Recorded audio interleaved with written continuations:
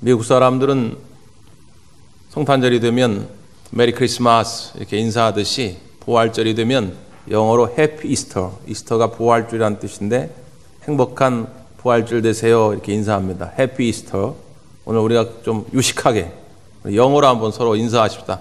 해피 이스터, 행복한 부활절이 되십시오.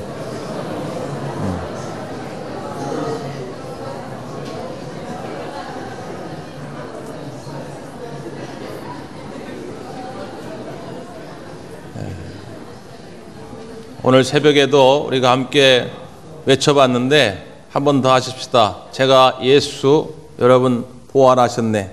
예수 승리하셨네. 나도 승리하리라. 이렇게 하시면 되겠어요. 예수 승리하셨네. 나도 승리하리라. 아멘. 주님의 그 부활의 영광이 꼭 여러분과 함께하는 영광 되기를 간절히 바랍니다. 전에 라디오에 공익 광고가 나오는데 그런 말이 있더라고요. 초등학교 아이들에게 문제를 냈는데 과학시험입니다. 문제가 뭐냐면 얼음이 녹으면 어떻게 될까요? 라고 하는 물음이에요. 대다수의 아이들은 뭐라고 썼겠어요? 물이 되지요. 그건 우리가 상식적으로 아는 거죠. 근데 어떤 한 아이가 뭐라고 썼냐면 얼음이 녹으면 봄이 옵니다. 이렇게 썼어요. 참 아이의 순수한 그런 관점이죠. 얼음이 녹으면 봄이 옵니다. 안 올 것 같은데 말이죠. 특별히 지난 겨울에 우리 참 추웠잖아요. 우리 교회도 수도가 얼고 제가 사는 아파트도 별로 그런 적이 없는데 수도가 얼어가지고 세탁기를 돌리지 못할 정도로 그랬단 말이죠. 야, 정말 이게 추위가 갈까? 겨울이 갈까? 싶었는데 여전히 봄은 오는 겁니다. 어저께 참 감격스러운 장면을 뉴스에서 봤는데 우리나라 예술단원들이 평양을 향하는 비행기를 타고 갔어요. 도착해서 오늘 13년 만에 평양에서 다시 공연을 하죠. 공연의 제목이 뭐냐면 봄이 온다입니다.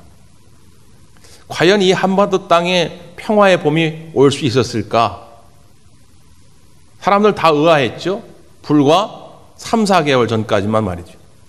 3, 4개월 전에도 온갖 괴담들, 가짜 뉴스가 막 판을 쳤어요. 4월 유기설이다. 3월이면 북한이 핵을 완성하는데 그거를 못 기다리고 준비하고 있다가 미국이 선제 공격을 할 것이다. 그러면 이제 주한미군 다 철수하고 가족들 다 도망가고 4월이면 이 대한민국은 난리가 날 거다. 그런 가짜 뉴스를 퍼날랐는데 부끄럽게도 그 주동자들이 보수 기독교인들입니다. 얼마나 창피한 일인지 몰라요. 그럴 정도로 사회가 참 어수선했는데 아니 지금 석 달 만에 보란듯이 평양에 가가지고 공연을 하게 됐어요. 한반도에 평화의 봄이 오고 있습니다. 우리 힘으로는 다 안 되지만 우리가 포기하지 않고 기도할 때 수년 내에 수일 내에 하나님께서 이 땅 가운데 민족의 하나됨을 이루게 하실 줄 믿습니다. 마찬가지입니다. 여러분 가정에도 여러분 사업장에도 여러분 삶 가운데도 봄은 반드시 옵니다. 지금 겨울의 때를 지나고 있다고 해서 너무 춥고 배고프고 힘들다고 낙심만 하지 마십시오. 봄을 보세요. 봄이 되면 시멘트를 뚫고 새싹이 돋아납니다. 거짓말인지 오늘 여러분 집에 가시다가 한번 보세요. 벌써 새싹들이 나는데 실제로 시멘트 사이사이를 뚫고 새싹이 돋아납니다. 봄의 생명력은 대단한 거예요. 하나님께서 여러분 인생에도 반드시 봄의 새싹을 키워나가게 역사하실 줄 믿습니다. 그런 마음을 가지고 살면 매사가 긍정적이 될 수밖에 없어요. 왜? 봄은 올 거니까. 근데 참 그게 안 돼요. 안 되는 여러 가지 이유 가운데 참 중요한 게 뭐냐면 낮은 자존감입니다. 전에도 한번 말씀드렸듯이 제가 일본에 집회를 벌써 한 10여 년 된 것 같은데 그때 갔을 때 출애굽기 3장의 말씀을 가지고 그 수련원에서 말씀을 전했어요. 그 교회의 그 대부분의 교인이 20, 30대 청년들입니다. 우리나라에서 일본으로 유학 간, 또 취업을 위해 간 청년들. 그래서 그 청년들에게 좀 용기를 주고 싶어서 모세가 하나님 앞에서 부름받았는데 하나님 나는 못 갑니다. 나는 나이도 많고 입이 둔하고 나는 살인자고 막 여러 가지 핑계를 대면서 피하려고 했지만 하나님이 하신 말씀은 내가 너와 함께 할 것이다. 그래서 모세가 그 힘을 가지고 민족의 지도자가 됐습니다. 그러니까 여러분들도 열등감에 빠지지 말고 비교의식에 빠지지 말고 힘을 내시기 바랍니다. 그렇게 말씀을 전했거든요. 청년들은 되게 은혜를 받았어요. 이제 말씀이 끝나고 그 교회 앞 마당에서 이렇게 바람을 쐬고 있는데 안에서 막 큰 소리가 나는 거예요. 큰 소리가. 어떤 여자 집사님이 그 교회 담임 목사님, 우리 잘 아는 우리 송창훈 목사님한테 막 따지는 거예요. 이런 얘기 하려고 뭔 한국에서 목사님 데려왔냐고 말이지. 그래, 나는 열등의식이 있다. 그래, 내 인생 원래 그래. 뭐 어쩌라고.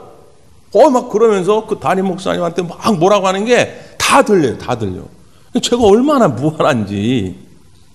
똑같은 설교를 했는데 왜 젊은이들은 거기에 용기를 얻고 은혜를 받았다고 하는데 그분은 왜 그 말이 그렇게 상처가 됐을까? 나중에 물어봤죠. 어떻게 된 거냐고. 그랬더니 그분이 이제 걸어온 인생이 있는 거예요. 요즘은 이제 우리 많은 젊은이들이 일본에서 스카우트 갑니다. 워낙 실력이 좋아가지고 이 손재주 많아가지고 애니메이션 기술자들도 스카우트 가고 뭐 IT 계열의 직원들도 스카우트 가지만 옛날에 오래전에는 참 일본에 가서 우리가 고생을 많이 했잖아요. 그야말로 밑바닥 인생을 살았거든요. 그러니까 그런 인생을 살면서 자존감이 낮아진 거예요. 대한민국 국민으로서의 자존감, 여성으로서의 자존감, 부모로서의 자존감, 인간으로서의 모든 자존감이 낮아져 있는 거예요. 그러니까 누가 그런 얘기하면 듣기 싫은 거예요. 짜증이 나는 거죠. 우리 안에 이 자존감이 낮아져 있으면 매사에 부정적이 될 수밖에 없습니다. 모든 것이 비교될 수밖에 없고 모든 것이 열등감을 가져다주는 요소가 될 수밖에 없는 거죠. 왜 그럴까? 심리학자들은 많은 연구를 합니다. 토니 험프러스라고 하는 심리 상담가는 그런 책을 냈어요. 책 제목이 8살 이전의 자존감이 평생 행복을 결정한다. 내용은 제목 그대로입니다. 대개 사람들의 자존감은 8살 이전에 형성이 된다는 거예요. 자존감이라는 게 뭡니까? 다른 사람부터 인정받고 사랑받고 존귀함을 누려야 하는데 8살 이전에 부모로부터 형제들로부터 친구들로부터 마음껏 인정받고 사랑받으면 자존감이 높아지는 거예요. 그러니까 누가 무슨 뭐 이상한 소리 해도 그냥 흥 하고 그냥 지나가 버려요. 어려운 일을 만나도 또 봄은 오겠지. 이거 금방 지나갈 거야. 금방 쉽게 털어버립니다. 그런데 그 8살 이전에 그 자존감이 상처를 받고 이게 낮아져 있으면 평생을 좌우한다는 거예요. 일리가 있죠. 여러분 부모님들에게 꼭 다시 한번 당부를 드립니다. 여러분 가정에서 여러분 자녀들을 마음껏 축복해 주세요. 야, 넌 참 얼굴이 정우성보다 잘생겼다. 아무리 그렇게 얘기해도 본인이 알아요. 그래도 얘기해 주는 거야. 야, 넌 김태희보다 이뻐. 네? 다 알죠. 그러나 그런 이야기를 들을 때 자존감이 생깁니다. 야, 너는 참 생각하는 게 속이 깊구나. 야, 넌 참 배려를 잘하는구나. 야, 넌 앞으로 미래가 있구나. 넌 앞으로 큰일을 하겠구나. 야, 하나님 귀 쓰시겠구나. 자꾸 아이들을 축복해 줄 때 그들이 자존감이 올라갑니다. 그러면 쉽게 어둠의 터널을 잘 이겨낼 줄 믿습니다. 자, 근데 여기서 우리가 물음이 하나 생기죠. 목사님, 그런데 나는 어떻게 합니까? 나는 이미 8살 전에 우리의 가정은 불우했어요. 나는 그런 존귀함을 누리지 못했습니다. 나는 지금 자존감이 낮아져 있습니다. 지나온 나의 인생을 볼 때 난 한 번도 사람들 앞에 인정을 받지 못했어요. 난 사람들 매일 손가락질 받고 멸시만 받았어요. 그럼 나는 어떻게 해야 됩니까? 포기해야 됩니까? 아니요. 우리가 그런 심리학자들의 이야기만 들으려면 여기 뭐 하러 앉아 있겠어요? 우리에게는 하나님의 말씀이 있어요. 하나님의 능력이 있습니다. 성령은 과거에 그런 부정적 자아가 있었음에도 불구하고 자존감이 낮아진 사람들이 주님을 만나서 새롭게 인생을 역전시킨 사람들의 이야기입니다. 그런 사람들이 한둘이 아니에요. 자, 오늘 본문에 아주 대표적인 인물인데요. 바울입니다. 바울은 자기 자신을 이렇게 소개해요. 자, 8절, 9절 한번 읽어보죠. 시작.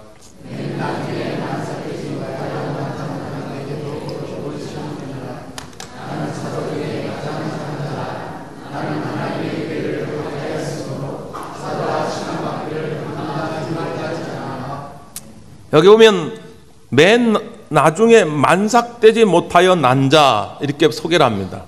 요즘이야 의료 기술이 발달해가지고 혹시 일찍 나도 다 인공 출산 어떤 시설들이 있지만 예전에는 그렇지 않았죠. 소위 말하는 칠삭둥이, 팔삭둥이가 되면 건강상에 일단 문제가 있어가지고 잘못하면 생명을 잃는 경우도 있고 또 뭔가 이렇게 지적 장애를 겪는 경우도 있고 그랬단 말이죠.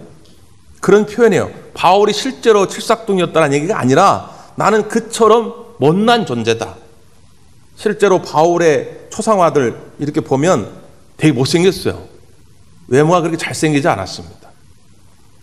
또 바울은 평생 동안 육체의 가시, 이 눈병을 앓고 살았잖아요. 정말 이것 때문에 눈물겨워 힘이 들어가지고 주님께 간절히 3번이나 기도했단 말이죠. 자기는 그렇게 뭔가 부족한 존재였다. 더군다나 나는 사도 중에 가장 작은 자라. 여러 사도가 있는데 나는 그 사도들 가운데 가장 작은 자라는 거예요. 왜냐? 나는 하나님의 교회를 박해하였으므로. 이전에는 하나님의 교회를 박해하는 자였단 말이에요. 그냥 가만히나 있으면 중간이나 가요. 근데 그 정도도 아니고 예수 믿는 사람들을 갖다 감옥에 가두고 때리고 욕하고 죽이던 그런 핍박하던 자였다는 거죠. 그러니까 예수님을 만나기 이전에 사도 바울의 모습은 보잘것없는 그런 인생이었어요. 예수님과는 완전히 반대에 있는, 심지어 다른 곳에서는 뭐라고 표현하냐? 나는 죄인 중에 괴수라. 내가 죄인들 중에 대장이라는 거예요. 제일 못돼 먹은 놈이라는 거예요. 나처럼 못돼 먹은 놈이 이 세상에 없다는 거예요. 그렇게까지 바울은 자기 자신을 여기고 있다는 거죠. 그럼에도 불구하고 오늘 그가 어떤 고백을 하냐면 8절 후반부에 보니까 그렇게 만삭되지 못하여 난 자 같은 내게도 보이셨느니라. 누가 보이셨다는 거예요? 부활하신 예수님이. 1절부터 7절까지 이야기를 보면 부활하신 예수님이 나타났어요. 누구에게요? 게바에게 나타났어요. 베드로 말이죠. 12 제자에게 나타나셨어요. 500여 성도들에게 나타났어요. 야고보에게도 나타났어요. 당시에 이분들은 굉장히 존경받던 훌륭한 초대교회 지도자들이에요. 그분들에게 나타난 것은 누구나 다 이해해요. 당연히 그들은 예수님을 사랑했고 교회를 위해서 헌신한 사람들이니까 그분들에게 부활하신 예수님이 나타난 건 이해하겠는데 나 같은 사람에게도 부활하신 예수님이 오셨다는 거예요.